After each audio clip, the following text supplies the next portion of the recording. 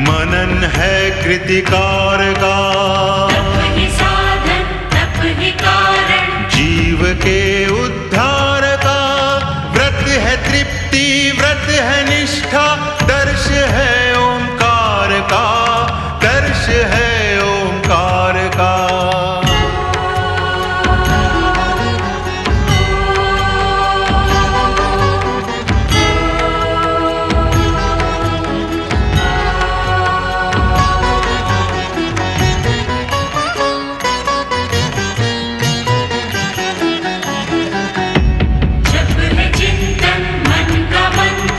जप प्रभु की आराधना, तप कर शब्दों के स्वर, बनते हैं एक प्रार्थना।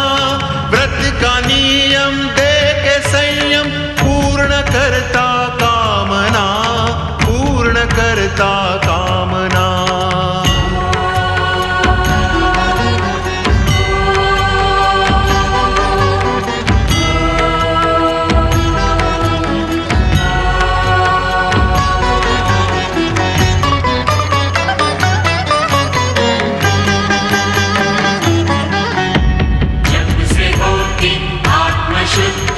होती निर्मल भावना, तप का प्रभु शरण में, नम्र सी एक वंदना। व्रत के तप से निकट आए, कष्ट ना कोई यातना, कष्ट ना कोई यातना।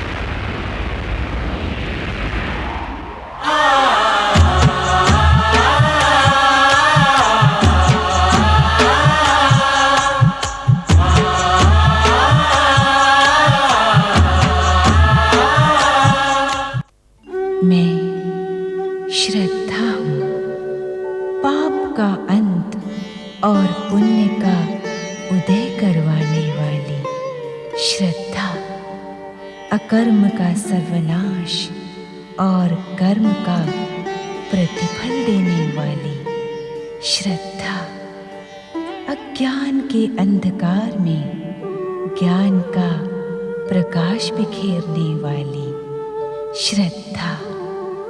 मैं श्रद्धा हूँ। प्रजाजनों का परामर्श तथा राजगुरु सुबोधन जी से विचार विमर्श करके महाराज उत्तानपाद पुत्रेष्टि यज्ञ का आयोजन करते हैं। अग्निदेव का आश्वासन पाकर भी देवी सुनीति की उद्विग्नता समाप्त नहीं होती। दूसरी ओर शनिदेव के अनुचर ढैया, साढ़े साती और दैत्य सेनापति राहुल ने मिलकर शनिदेव का आह्वान प्रारंभ किया। ढैया, साढ़े साती और दैत्य सेनापति राहु के सामूहिक आह्वान से प्रसन्न शनिदेव प्रकट होकर राहु को आश्वस्त करते हैं। शनिदेव, उत्तानपाद की इच्छा पूर्ति में बाधा उत्पन्न कर आप प्रिय व्रत द्वारा किए गए अपमान का प्रतिशोध छलिया विष्णु से ले सकते हैं। राहु, तुम्हारी ये सूचना सुनकर हम प्रसन्न हुए। मनु का वंश परम विष्णु भक्त है। यदि हम उत्तानपाद के मार्ग में बाधा उत्पन्न कर दें, तो वो विष्णु से सहायता अवश्य मांगेगा और हमने विष्णु को अपनी विध्वंसक, भयानक, अहंकारी और मारक को दृष्टि का परिचय देने का अवसर मिल जाएगा। राहु, तुमने ये सूचना देकर हमें क्रियाशील बना दिया है। प्रतिशोध के कार्य को गति देने के लिए पहल आपको ही करनी होगी शनिदेव, क्योंकि मैं छिन्न मस्तक होने के कारण क्रियाशील होने में असमर्थ हूँ। राहुल, तुम निश्चिंत होकर देखते जाओ कि मनु के विष्णु भक्त कुल में क्या कुछ नहीं होता है।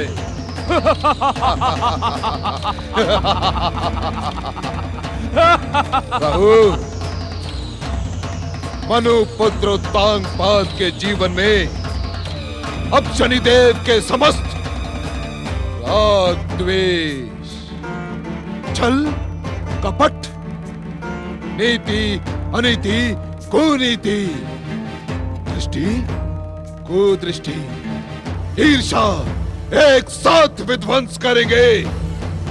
एक ऐसा विस्फोट होगा राहुल कि छलिया विष्णु भयभीत हो उठेगा। इस घटना के पश्चात इस संसार का हर एक प्राणी शनिदेव के नाम से थर थर थर्राएगा।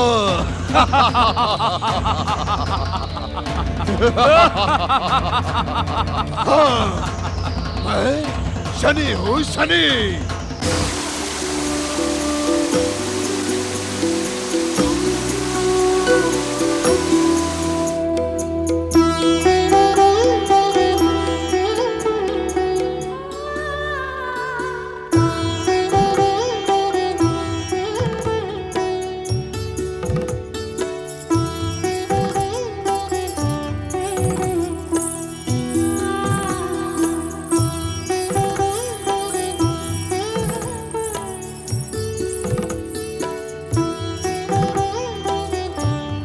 महारानी जी, ये लीजिए, जगदीश्वर भगवान के ये प्रिय पुष्प है। आप ही के उद्यान में खिले इन नए नए सुगंधित पुष्पों की पूजा से भगवान श्री विष्णु अवश्य प्रसन्न हो जाएंगे और वे शीघ्र ही आपकी मनोकामना पूर्ण करेंगे।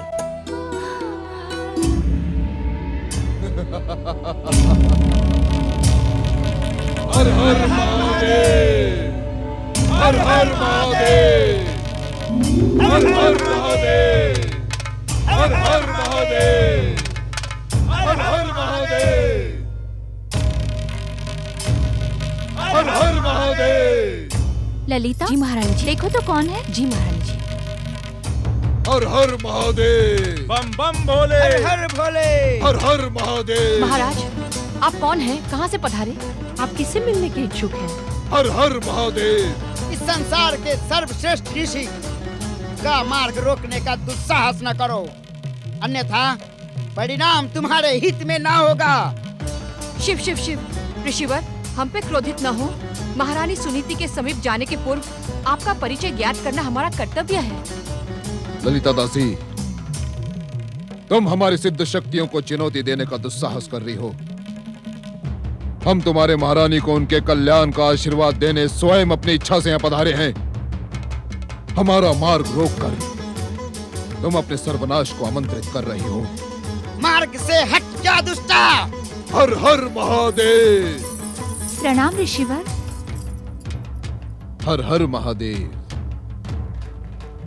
मनुपुत्र उत्तांगपाद की प्रिय महारानी सुनीति, हम तुम्हारे मन की व्यथा से भली भांति परिचित हैं। हमारी कृपा पाकर तुम्हारी व्यथा का स्वतः ही अंत हो जाएगा। हमारी बात ध्यान से सुनो।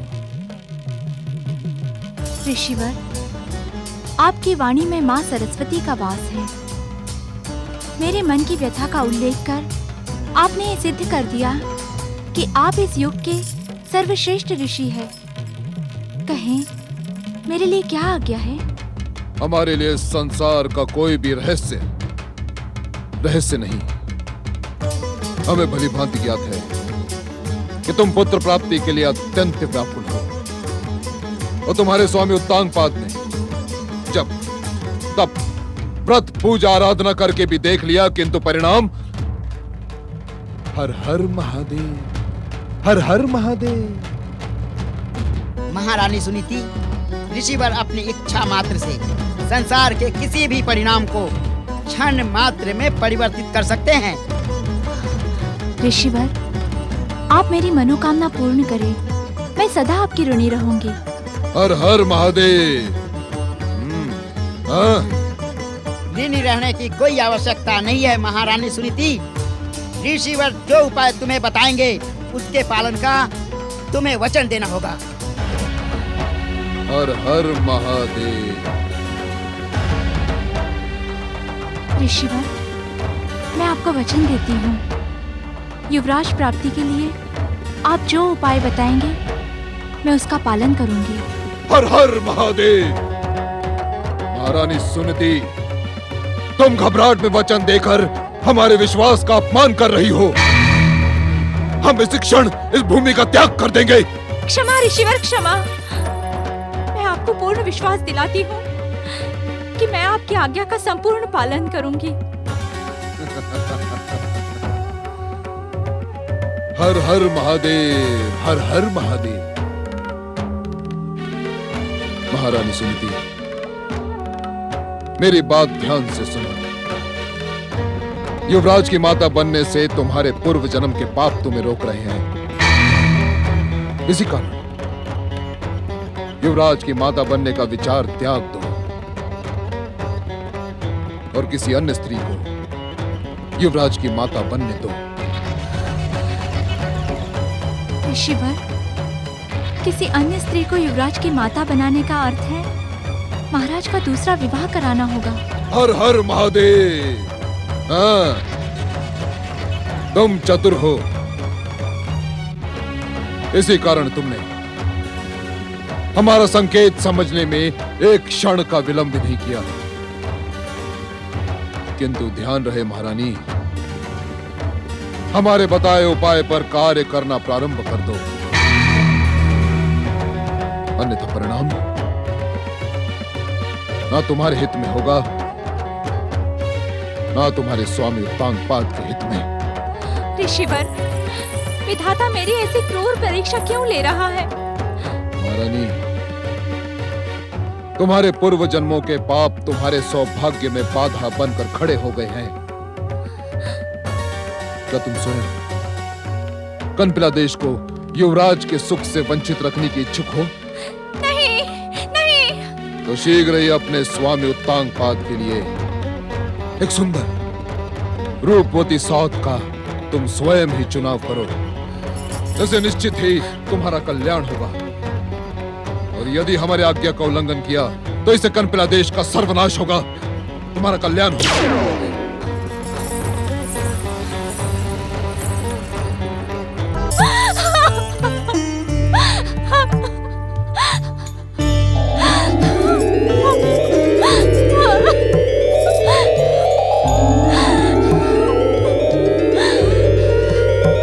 ऋषि की बात मानने में ही कनपिला देश का कल्याण है सुनीति।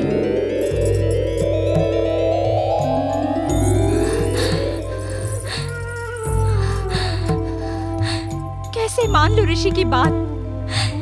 क्या स्वयं ही अपने सौभाग्य पर कलंक का टीका लगा लूं मैं? तुमने स्वयं ऋषि को वचन दिया है, अपने दिए वचन को खंडित करके क्या तुम कलंकित नहीं होगी? तुम क्यों कनपिला देश की अभिशाप बनती जा रही हो? तनिक अपनी प्रजा की ओर देखो, वे सब पुत्र प्राप्ति के लिए विचलित हो गए हैं। नहीं नहीं, मैं किसी भी मूल्य पर अपना सौभाग्य खंडित नहीं होने दूंगी। ज्ञात है इसका परिणाम क्या होगा? नहीं, ज्ञात नहीं। आज जो बात तुम तक पहुंची है, कल वो महाराज और प्रजा तक पहुंचेगी। तब वो स्वयं अपनी प्रिय महारानी का त्याग कर देंगे। तब कहाँ जाओगी तुम? कहाँ रहोगी तुम? पूर्व जन्मों के पापों का प्रायश्चित करने का स्वर्ण अवसर तुम्हारे सामने है। भीरुओं की भांति अश्रु ना बहाओ। ऋषि को दिए वचन का पालन करो। एक वीरांगना की भांति अपनी सौत का चुनाव स्वयं करो।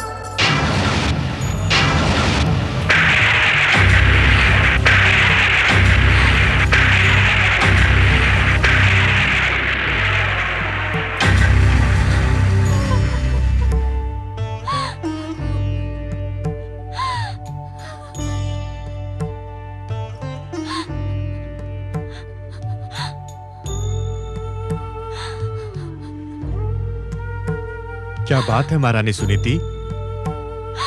इतना अधिक उद्विग्न हमने तुम्हें आज से पहले कभी नहीं देखा।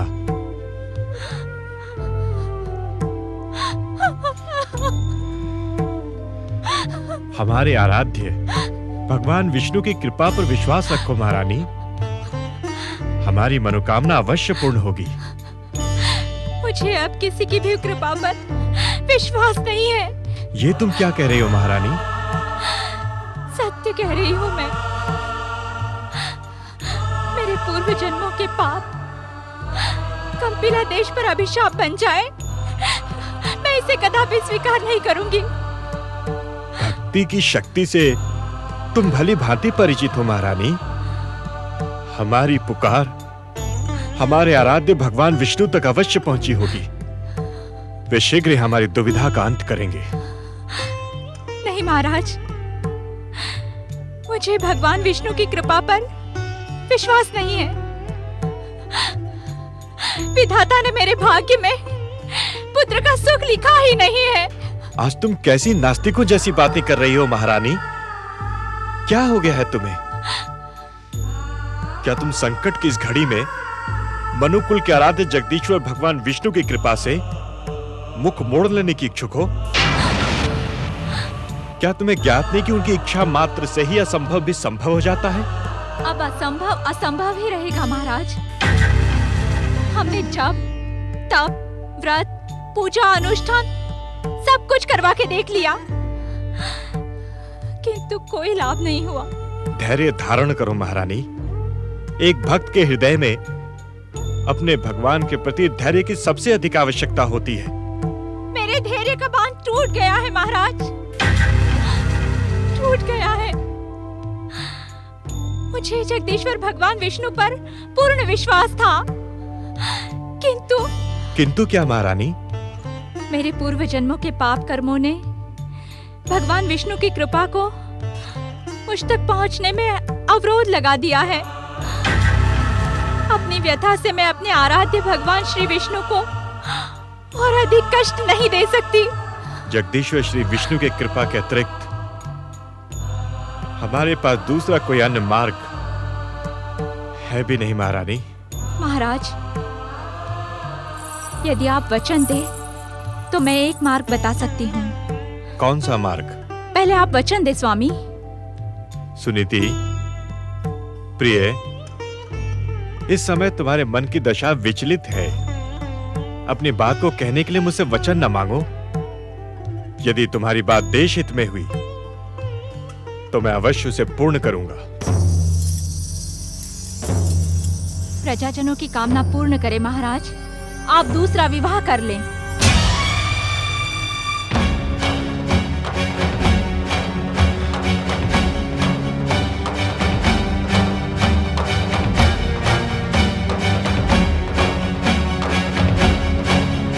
ऐसी हृदय विदारक बात तुम्हारे मन में जन्मी भी कैसे महारानी? तुमने सोच भी कैसे लिया कि पृथ्वी के प्रथम पुरुष महाराज मनु का सुपुत्र उत्तानपाद दूसरे विवाह के प्रस्ताव को स्वीकार कर लेगा? ये मेरी सोच नहीं महाराज, दृढ़ निश्चय है। पुत्र प्राप्ति के लिए तुम्हारी मनोकामना भ्रमित हो गई है महारानी।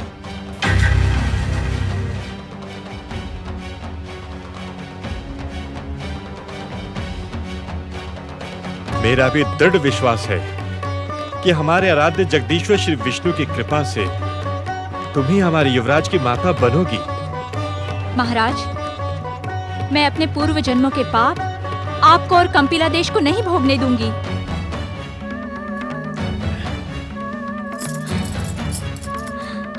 इस चरण दासी की विनती मान लीजिए महाराज, मान लीजिए।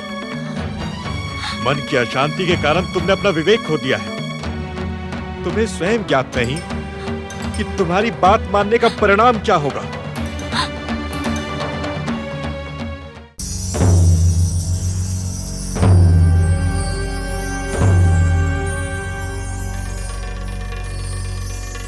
असंभव, असंभव राजगुरु, असंभव।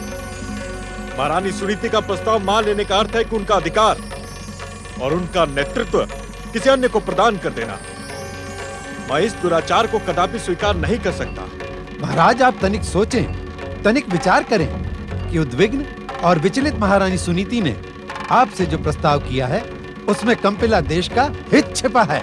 महाराज, आप इस सत्य से अनभिज्ञ नहीं है कि युवराज को पाने के लिए प्रजा की व्यग्रता किस सीमा तक पहुंच चुकी है। महारानी सुनीति के प्रस्ताव पर आप एक बार गंभीरता से विचार करें। असंभव।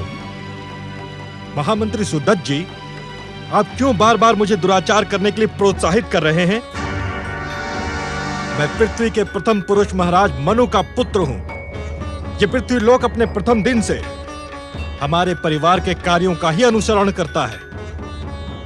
तनिक सोचे, यदि मनु पुत्र उत्तानपाद दूसरे विवाह को स्वीकृति देता है तो समाज पर उसका क्या प्रभाव पड़ेगा? आज अपनी विवशता, महारानी सुनीति की उद्विग्नता और प्रजा की उत्तेजना के कारण यदि मैं दूसरे विवाह को स्वीकार कर लेता हूं तो क्या कल हमारी प्रजा हमारे ही कार्यों का अनुसरण करते हुए अपने जीवन में दूसरे विवाह को एक परंपरा के रूप में स्वीकार नहीं कर लेगी? किंतु महाराज, इसमें अनुचित क्या है? अनुचित है राजगुरु। तनिक सोचे कि एक व्यक्ति के दूसरे विवाह कर लेने पर उसकी पहली पत्नी का क्या होगा? क्या दूसरी पत्नी अपनी सौत को उसी सम्मान के साथ स्वीकार कर लेगी जो पहली पत्नी होकर उसे प्राप्त है? क्षमा महाराज, यदि पुरुष उचित वातावरण उपलब्ध कराए तो समस्या का कोई कारण दिखाई नहीं पड़ता। स्त्री का क्या है, वो तो पराया धन है। पुरुष जैसे रखेगा वैसे रह लेगी। महामंत्री सुदत्त, मुझे आपसे ऐसी उत्तर की अपेक्षा नहीं थी। इस उत्तर से आपकी भावनाएं स्पष्ट हो गई हैं। ऐसा प्रतीत होता है कि कंपिला देश का महामंत्री पुरुष को स्त्री से श्रेष्ठ समझता है। क्षमा महाराज, क्षमा महाराज। आप दोनों ध्यान से सुन लें। मुझे महारानी सुनीति का प्रस्ताव स्वीकार नहीं है।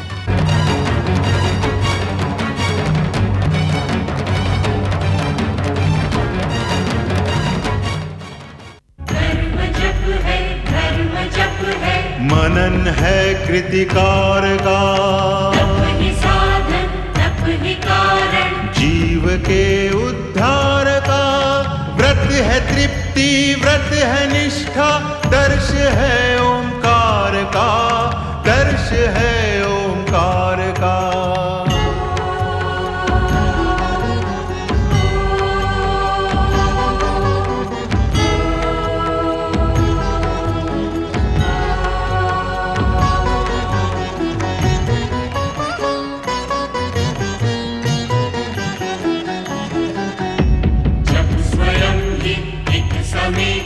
मूल दीक्षा ज्ञान की, से ही पहचान होती, सर्वशक्तिमान की।